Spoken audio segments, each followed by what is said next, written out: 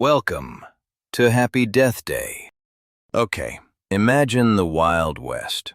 Dust everywhere. Horses instead of cars. Everybody smells like leather, gunpowder, and poor decisions. Now imagine in the middle of all that chaos, there's a woman. Not baking pies, not waiting on some cowboy to come home. Nah. She's riding with outlaws, hiding criminals, robbing people, and wearing velvet while doing it.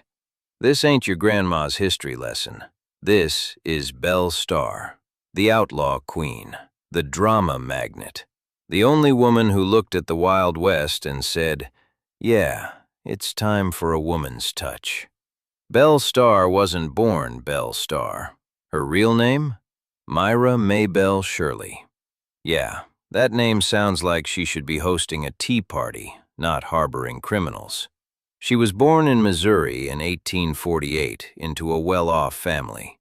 Her dad had money, land, and probably high expectations like, "My daughter will be a school teacher." Meanwhile, Belle was like, "Or I could run the streets and become an outlaw legend." She went to a fancy school, learned piano, proper manners, education. But life said, plot twist, because the Civil War rolled through Missouri like a wrecking ball, and her big brother joined a group of Confederate bushwhackers, basically Civil War gangsters. These weren't soldiers. These were, we ride at night and make people regret existing type dudes. Her brother ends up getting killed, and from that moment, Belle stops being nice girl from a good family and starts becoming I don't care anymore energy in human form. After the war, Missouri was messy, lawless, bitter, everyone mad, no therapy available. Perfect environment for crime. Belle and her family start hanging around former guerrilla fighters turned outlaws. Names you might have heard: Jesse James, Cole Younger, Real Deal Bandits. And Belle? She fits right in. Not because she's robbing banks yet, but because she's smart, bold, and absolutely not scared of criminals. Most women back then, "Oh my goodness, an outlaw." Belle: "So, you guys stealing horses or what?" Belle marries her first husband, Jim Reed. Jim was charming, in that probably going to jail type of way. He was a thief, a scammer, and part-time outlaw. Belle could have said, "Maybe I should marry a stable farmer." But no. She said, "Give me the man with a wanted poster." Together they start running scams and robberies in Texas and Arkansas.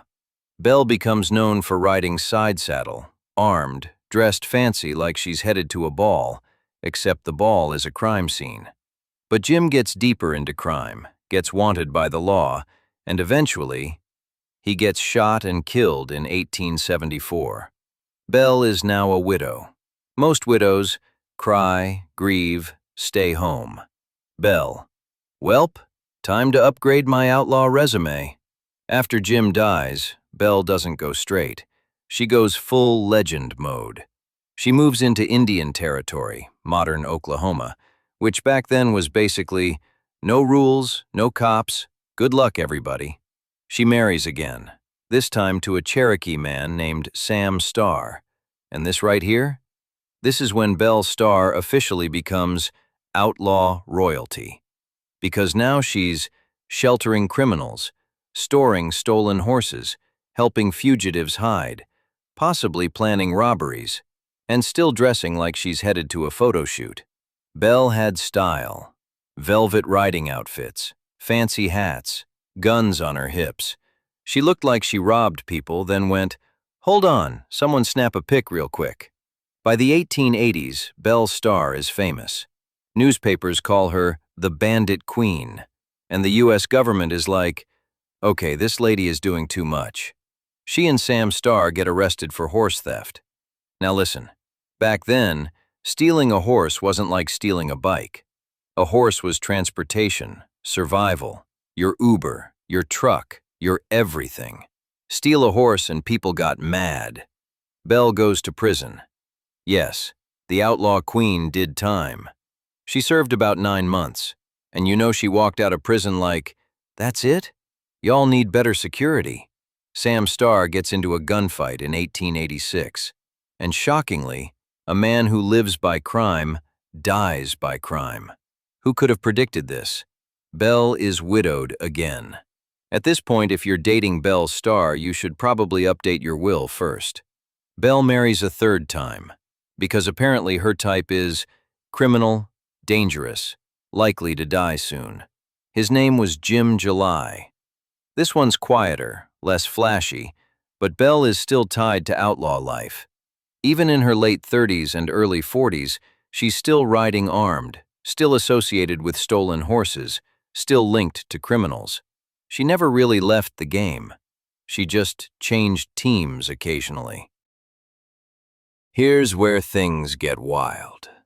A newspaper editor named Richard K. Fox writes a dime novel about Belle Starr. Basically the 1800s version of based on a true story, but we added a lot. Suddenly, Belle isn't just an outlaw, she's a myth. People think she's leading gangs, robbing stagecoaches daily, running crime empires. Reality? She probably did crime, but the newspapers turned her into a full-blown Wild West supervillain. Belle leaned into it, too. If they were going to talk about her anyway, she might as well look iconic doing it. Now here's where the story turns dark. In 1889, Belle Starr is 40 years old. One day she's riding home, and someone ambushes her, shot off her horse, killed, just like that. No dramatic duel, no last words, no slow-motion outlaw showdown. Just boom, dead in the dirt. And here's the crazy part. No one was ever officially convicted. Suspects included a neighbor she had beef with, her own son, yikes, random enemies, people she may have wronged. When you live a life full of enemies, your suspect list gets long. Belle Starr didn't get justice. She got a mystery. After her death, Belle became even more famous. Books, movies, legends. Was she the mastermind criminal queen they made her out to be? Maybe, maybe not. But she did something almost no woman in the 1800s could do. She lived on her own terms.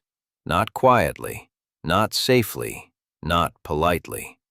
She rode with outlaws, married criminals, went to prison, made headlines, and died a legend. Belle Starr looked at society's rulebook and said, "I'll be using this as a coaster." And that was Belle Starr, outlaw, legend, and the Wild West's most infamous queen of trouble. She rode with criminals, outsmarted the law, and turned her name into frontier folklore. But even legends can't outrun fate. Belle Starr's story came to an end on February 3, 1889. Shot down on a lonely road, leaving behind mystery, rumors, and one of the coldest endings in outlaw history. But around here, we don't celebrate birthdays. We celebrate legends who died on this day in history. Happy Death Day, Belle Starr. Your legend lives on. Subscribe for tomorrow's Death Day.